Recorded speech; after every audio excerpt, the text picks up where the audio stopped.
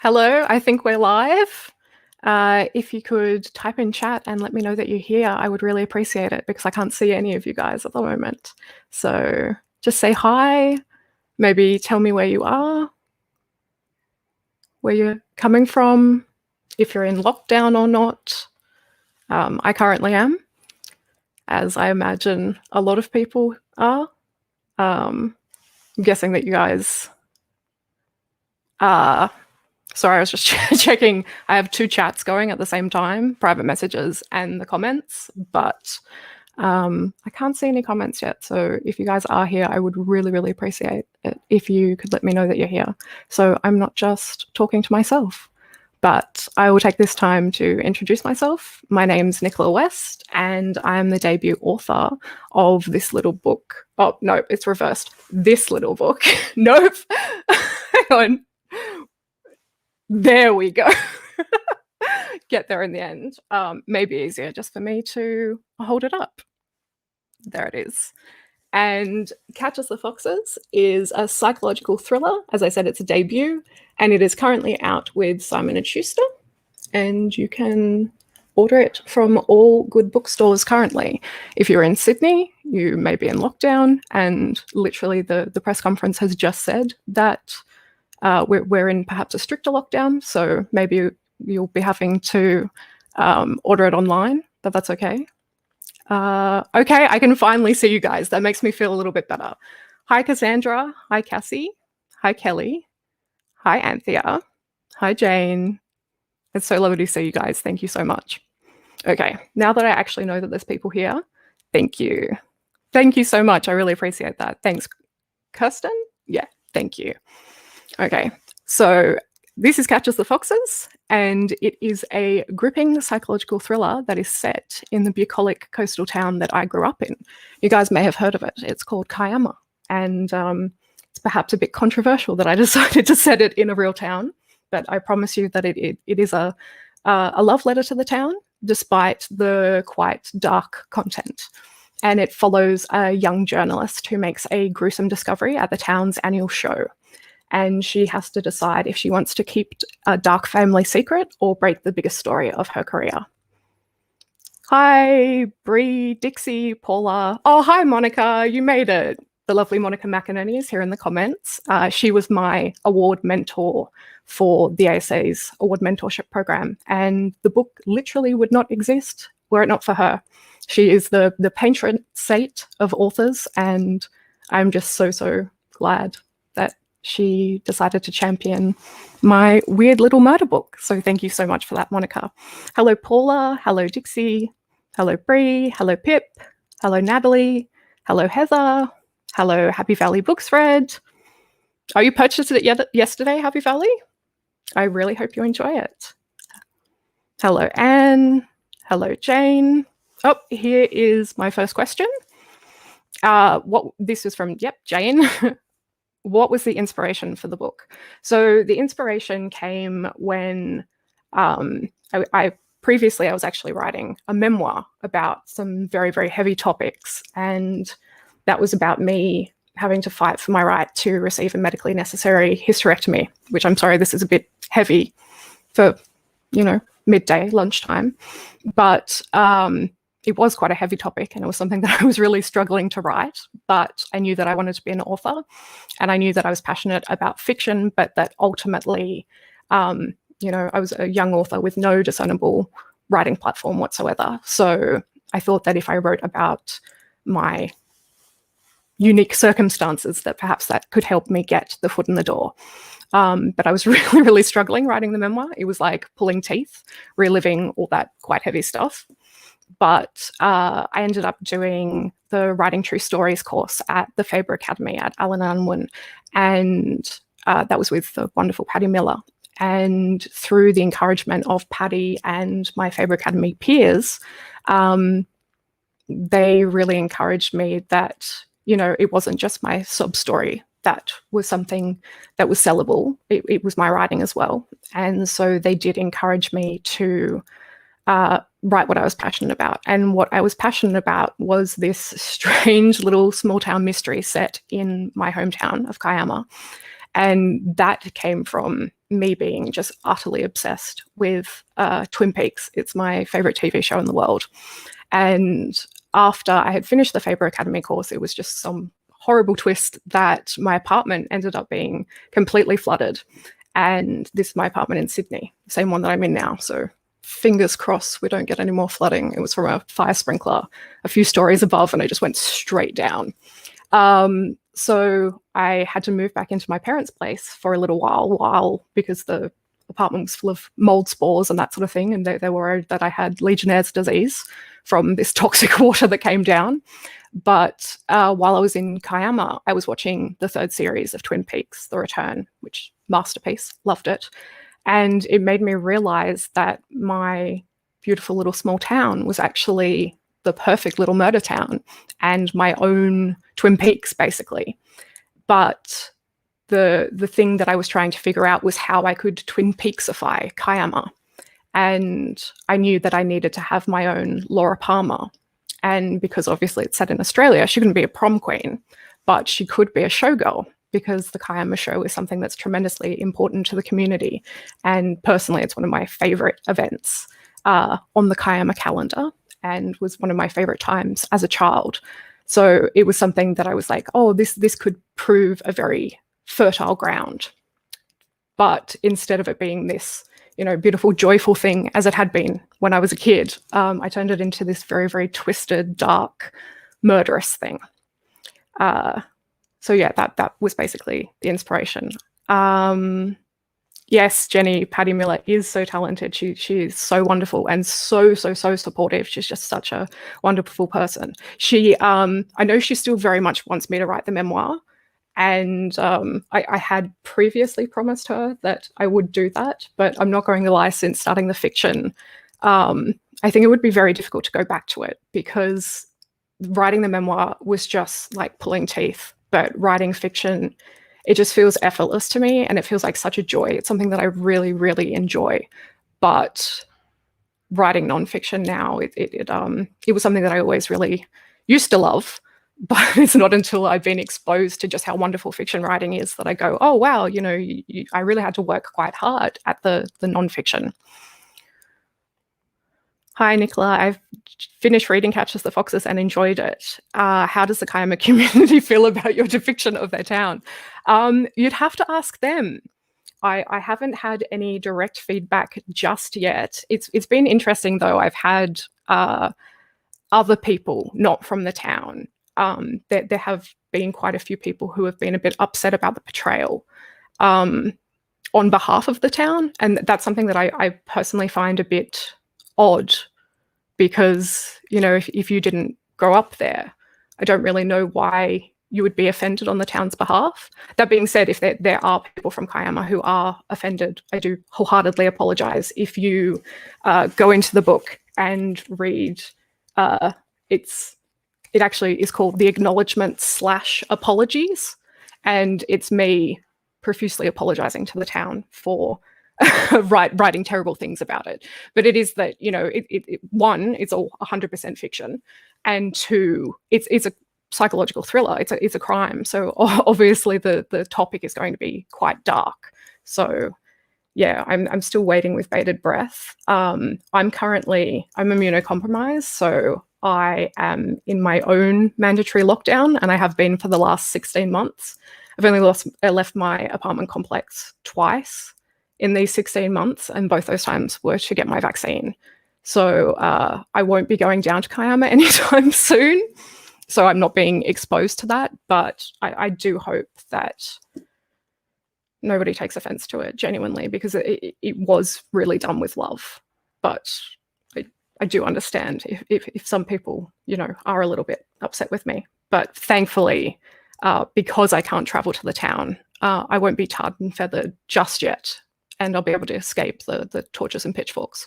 Fingers crossed. I love the sound of this story. Is it available in audiobook? It is available in audiobook, Paula, and the audiobook is absolutely incredible.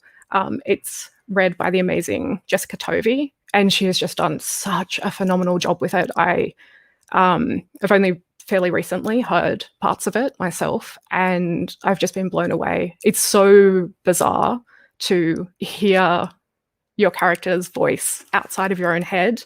But Jessica she captured it so well, and especially Marlo, because Marlo is, the driving force behind the book, and you are actually reading her book inside the book, which is called The Showgirl Secret. So it was so important that we found somebody who's could really capture her voice, and I think that she's done it in just such a remarkable way, and I'm so thankful for everything that she's done.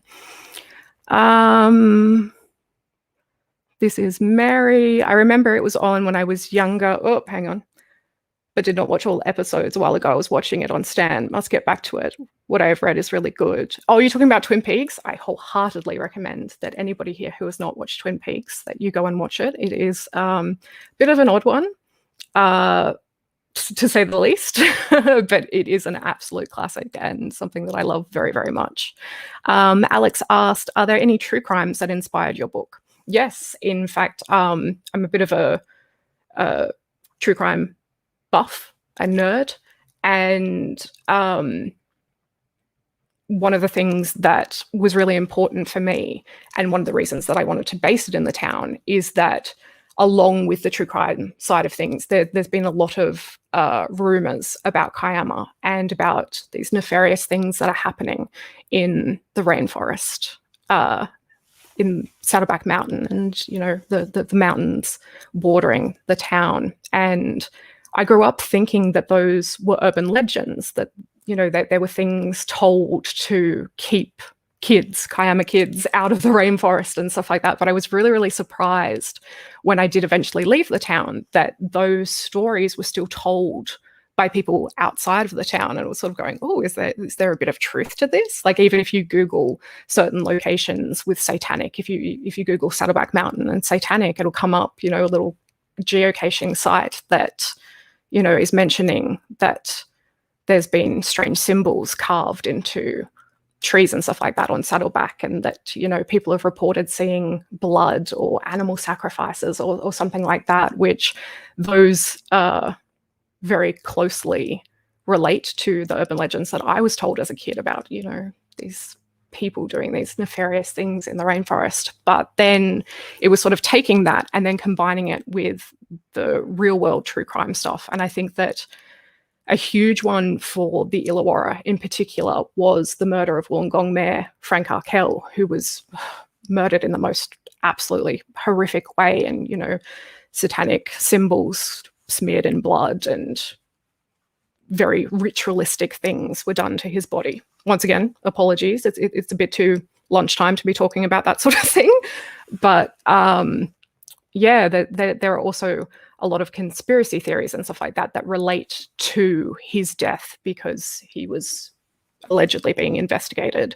for pedophilia and that sort of thing. So similarly, there are some conspiracy-minded people who have sort of linked that to greater conspiracies. And one of those people actually claimed that they were hunted in the rainforest in Kiama as a child, which obviously that was something that really piqued my interest. And as I said, it still simultaneously matches those urban legends that I used to hear as a kid. So that was very strange. And I can just remember it, that I was sitting in front of the TV a few years ago, about to watch Q&A, and it was on Media Watch. And admittedly, the fact that it was on Media Watch shows that they were saying, perhaps these media outlets shouldn't have published this person's claims. But it was something that certainly really stuck in my head. So because to be sitting there and I was only half listening, and to have heard, children being hunted in the rainforest and stuff like that was enough to make me go, oh, wait, what? But then on top of that, to suddenly hear your hometown's name being mentioned in that was a completely different thing. But that was quite a few years before I actually sat down to write Catches the Foxes, and had never really intended to make it about that. But because I knew that I wanted to have this cult element in it, because it was something that I was always really, really interested in. And if you read the dedication in the book, it's dedicated to my mum. And I say that the reason that I dedicated it to her was that she, from a very, very young age, told me that I would always be the kind of person who would join a cult, which is very strange. That's a very strange thing to say to, a 10-year-old. But I do understand what she meant. And I'm glad that she did, because the book wouldn't exist without that, I don't think. Okay. Yes, Fiona, beautiful country town, the perfect place for duck deeds. Hello, Twin Peaks. Yes, you do know that I love my Twin Peaks. Anthea says, devoured this story. Who is your favorite character in the book? Oh, I don't want to give the cliche author answer and say, it's too hard to try. It's, like choosing one of my children. I think that the character that I most enjoy writing is Michael, who is the father of the murdered showgirl. And he's a very, very complicated character, quite a creepy character. But I really, really loved exploring his dynamic with Marlo. But if I'm talking about who of the characters I'd most want to be friends with, they're all, not a lot of them have a lot of redeeming qualities, but I think that Dan, who is Marlo's best friend, he's just one of those ride or die kind of friends. And he's a good guy,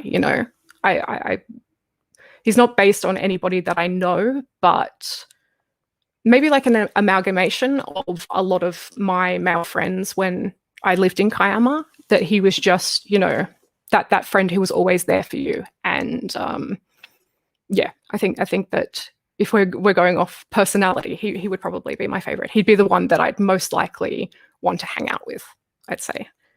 Hi, what other Australian authors inspire you or you love a reading? Oh my goodness, okay. Too many to mention, but obviously, the big ones are Jane Harper, Candice Fox. I adore Candice Fox. She was a huge inspiration in the sense that her books, they're a little bit off kilter, and she has these characters that, they're flawed and they're funny and they're weird, but because of all those things, they're very, very relatable. And I really love that about her writing. I absolutely adore Gabriel Bergmoser, who wrote The Hunted. That came out last year, and his second book, The Inheritance, is coming out very, very soon. And I'm so excited to read the second one. A book that I absolutely adored, one of my favorite books that I've read in a very long time, is by Ian Ryan, and it's called The Spiral. It's a psychological thriller, but it's a very difficult book to describe, and a very weird one. And it is one of those ones that I think it's best to go in as blind as possible. But it's essentially a choose your own adventure book, like those old Goosebumps style books, which sounds bizarre for what is essentially a psychological thriller, but it is just one of the most utterly bizarre books I've ever read, and I adored every second of it. So yeah. I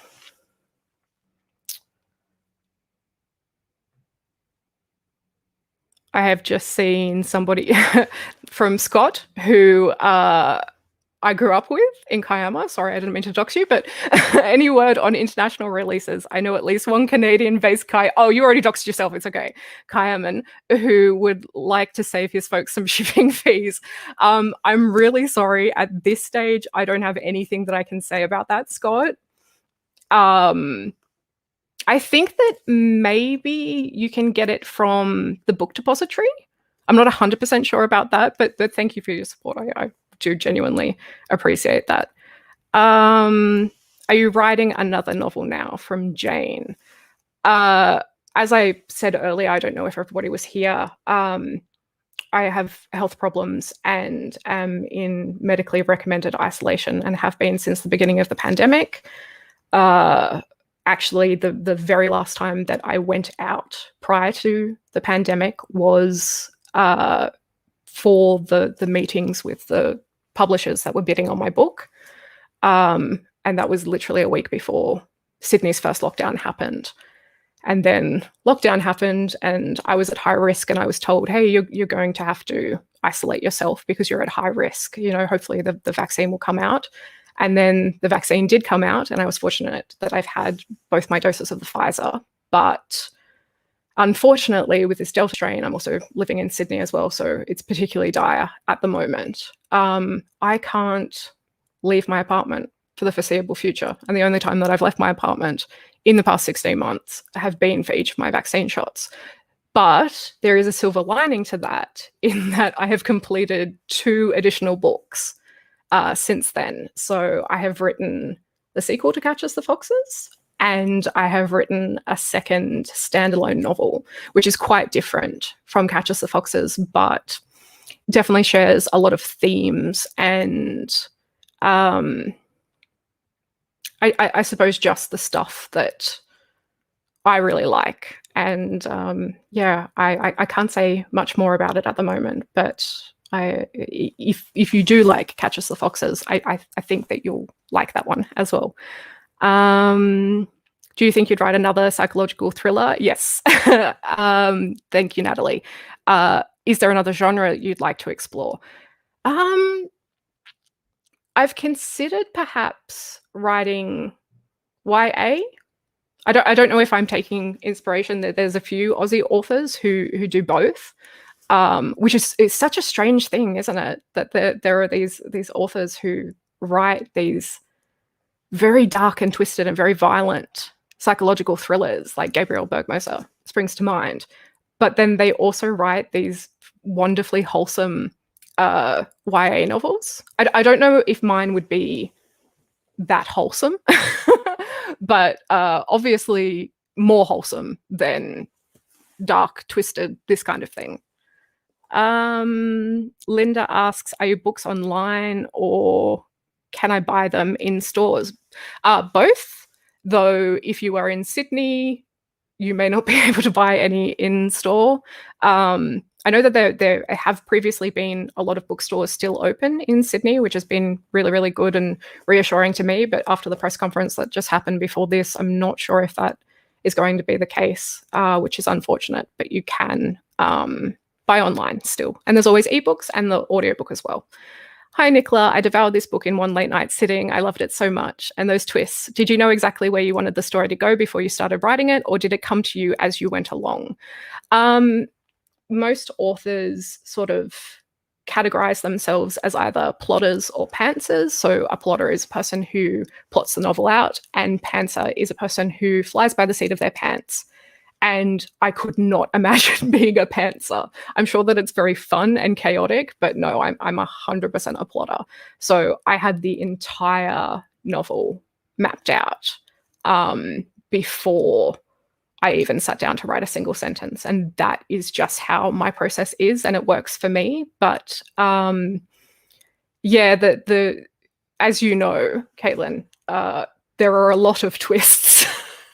Some may say too many, but all of I would say that the main twist that came very, very early to me, and was one of the things that I was most excited about.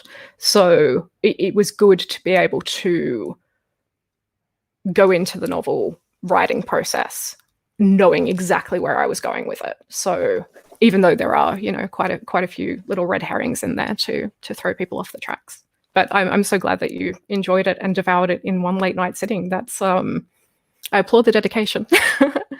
Do you read crime too? What crime books have you enjoyed the most? Yeah, I said a few of them earlier, some of my Aussie crime. So Jane Harper, Candace Fox, Gabriel Bergmoser, and Ian Ryan, especially his latest one, is just incredible. I grew up reading crime novels. So when I started reading them when I was 12, which is perhaps a bit inappropriate. But I would read James Patterson and Jeffrey Deaver, and I absolutely adored them. But then I also got into more classics. So I love Raymond Chandler. My main character, her name is Marlowe, and she's named after Philip Marlowe. because I love that whole noir vibe. And Picnic at Hanging Rock is another one that's a huge inspiration. I know it's not traditionally crime, but that was something that I wanted to do in the decision of me deciding to set it in Kiama. I wanted to basically do what Picnic at Hanging Rock does and take this real world setting and turn it into a thing of legend and sort of blur the boundaries between reality and fiction. So I hope that that's something that I've achieved. You'll have to tell me.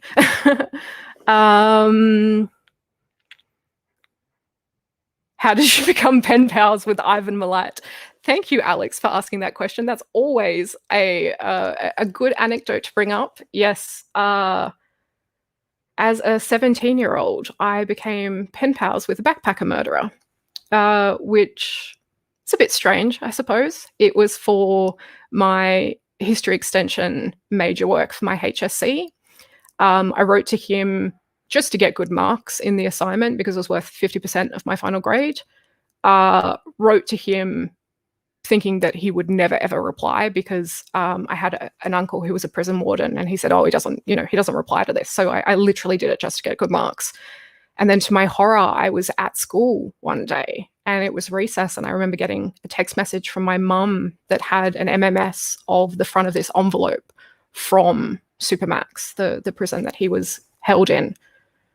And I can remember just the utter shock of that. And, my friends reading the reaction on my face and going, "Oh my God, like what horrible news has she received?" And then going up to the history teacher's staff room and, passing them my phone with my shaking hands and saying like, he wrote back. And in the end, I was going to write back to him again, which I did ultimately end up doing. And the prison said that they sent the letter back and said, you absolutely cannot do this anymore. He is at high risk. He's been determined as being a high risk of escape, and that us passing this letter on to him and providing him access to a 17-year-old girl, even via snail mail, was potentially detrimental to all parties involved. So they basically said that he could break out and come and murder me, which, looking back now, is just, I read the letter that I received from the prison in the process of all this and was just in utter shock that I wasn't terrified. But I can remember at the time, I wasn't scared. I wasn't scared at all. I was furious because I was like, this is going to ruin my assignment, if I don't get to ask him these questions that I wanted to ask. But thankfully, one, I didn't get murdered, which is great. And two, I was the first person in my school's history to receive perfect marks on that assignment. So, yeah. Sharon says, I found the endings unexpected, so we'll be looking forward to the sequel. Great, you are using your lockdown time writing. Have you read J.P. Palmer? Yes, of course, I've read J.P. Palmer. He's absolutely wonderful. I really love his stuff. Bree says sequel, maybe. Oh, everybody's saying sequel. Maybe I shouldn't have said that. I don't know. I'm not sure if I'm going to get in trouble now. Maybe I shouldn't have said that. Okay, we have time for one more question. So I'm going to answer Cassie's. How much research did you do for the cult aspect of the book? And is the symbol a real symbol or something you came up with? I don't have another cover that has the arc has the symbol on it, so I'm just trying to show it so you guys know what Cassie is talking about. It's the seed of life symbol, and it's basically these interconnecting circles that form this flower. And I'm not sure if this will, I'm not getting used to this reverse. That is the symbol. Yes, that is a real symbol, and it is called the seed of life, and it's part of sacred geometry. And the reason that I picked it was that I read an article in The Guardian, and it was on witches' marks, which were these strange carvings that were carved into like brick and wood and stuff like that in old houses. and they were sort of used as like an evil eye to keep spirits away, or in this instance, I think keep witches away. And I just remember seeing these images of this symbol carved into these old houses, and I just fell in love with it. And it was one of those things that I tucked away, very similar to the fox mask, which was something that I had seen. It's by a brand called Fleet Ilya. It's this leather fox mask with these long ears, and I was always obsessed with that and wanted to buy it for myself. And basically wrote this book so I could justify buying it for myself. But yes, it is real. And as for the research on the cults, none of it was sort of intentional research where I sat down and went, I am researching cults for this book. It was that I already had a very big interest in cults, and that was just something that I did in my spare time for fun because I'm a bit weird.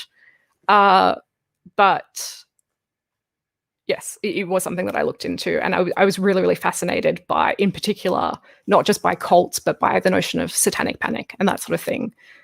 This has been a fascinating interview. Thank you, Mary. I really appreciate that. Thank you so much, everybody. I think that is a good time for me to leave it. I really, really appreciate that. Thank you so much for coming out. As I said, that I've been in isolation for 16 months, so I'm losing my mind a little bit. It's just so lovely to be able to chat with human beings. I wish that I could be having a proper chat with you instead of just text. But thank you so much.